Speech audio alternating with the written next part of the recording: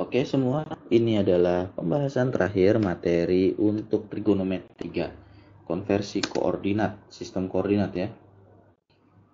Nah, tadi saya sudah contohkan 2 soal tentang bagaimana mengubah koordinat kartesius menjadi polar. Sekarang saya beri satu lagi, ini yang kebalikannya. Konversi dari koordinat ini adalah koordinat polar ya. Ini ada radiusnya, ini adalah jari-jarinya.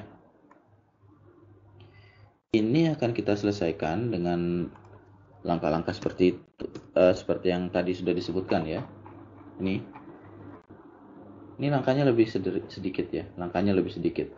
Yang penting kita di sini kuncinya adalah kalian harus paham komponennya, berapa nilai R-nya di sini ya. Jadi nilai R-nya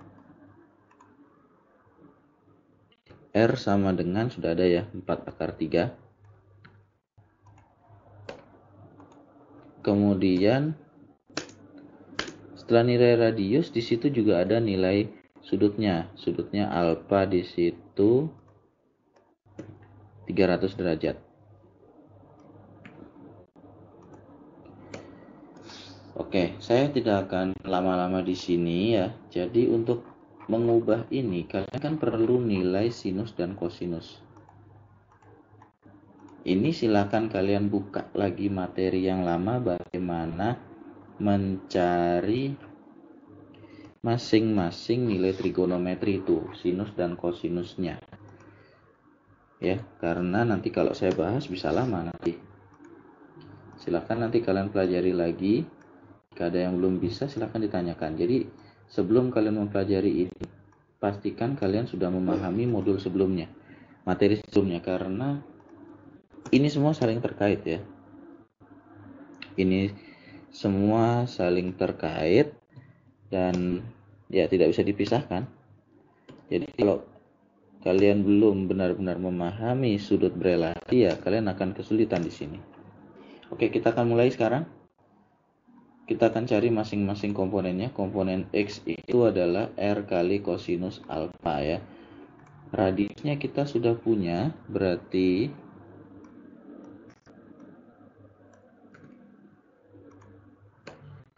radiusnya ini ya 4/3 kali dengan, nah ini saya kalikan ya, kali dengan kosinus dari 300 derajat ini. Kosinus 300 derajat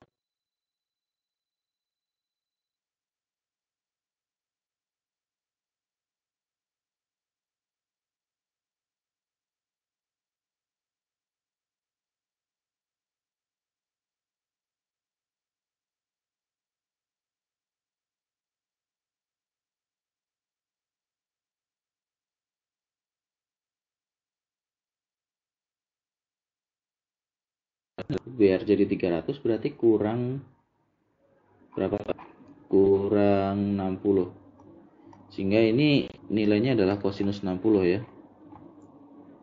Kosinus 60. Saya langsung masukkan saja nilainya. Kalian boleh tambahkan nanti kalau misalnya kalian belum paham, silahkan kalian bikin coret-coretnya di atasnya ya. Cari kosinus dan sinusnya. Itu yang diperlukan. Nah ini dia. Sehingga sekarang, nah ini 4/2 ini bisa. 4/2 itu hasilnya 2 ya. 4/2 itu hasilnya 2, sehingga ini kalau disederhanakan jadinya adalah 2/3. Kita sudah dapat komponen X-nya. Sekarang kita cari komponen Y-nya.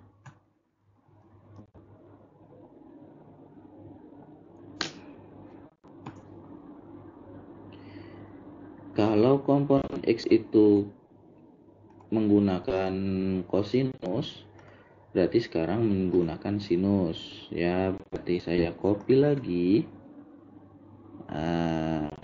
Saya copy bawa sini ya.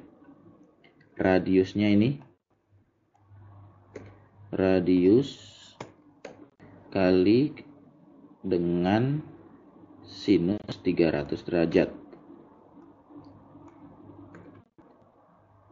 Bukan kosinus ya, tetapi sinus. Hati-hati di sini ya, kosinus dulu baru sinus.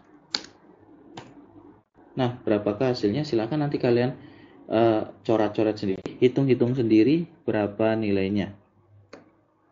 Ya, saya tidak akan perdalam lagi itu karena itu adalah pelajaran modul sebelumnya. Kosinus 300 sinus 300 itu adalah negatif ya. Dia negatif karena kuadran 4, berarti ada negatifnya. Kemudian 360 ya, yang dekat dengan 300 itu 360.